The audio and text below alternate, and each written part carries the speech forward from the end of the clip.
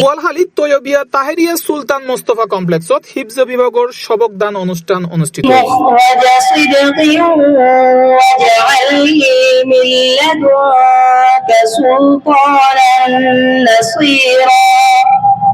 শনিবার 4 জুলাই হিফজ বিভাগৰ হল রুমত সুলতান মোস্তফা কল্যাণ ট্রাস্টৰ চেয়ারম্যান ডক্টর সাইমুল ইসলাম বাবলুর সভাপতিত্বে প্রধান অতিথি আছিল জামিয়া আহমদিয়া সুন্নিয়া কামিল মাদ্রাসার সাবেক অধ্যক্ষ হজরতুল হাজ আল্লামা মুফতি সৈয়দ মোহাম্মদ ওসিউর রহমান আল কাদরি।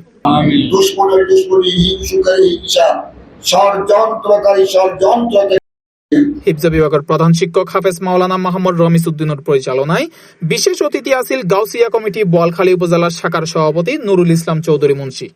এতে আরো উপস্থিত আছিল মোহাম্মদ শওকত ওসমান, ইস্কান্দার আলম দিদার, মোহাম্মদ দিদারুল আলম সহ গাউসিয়া কমিটির দায়িত্বশীল ও কমপ্লেক্সর হিফজ বিভাগের সকল শিক্ষক ও অভিভাবকবৃন্দ। পরে হিফজ বিভাগের সবকপ্রাপ্ত শিক্ষার্থীসকললৈ বিশেষ দোয়া ও মোনাজাত পরিচালনা করা হয়। C+ TV, Chittagong.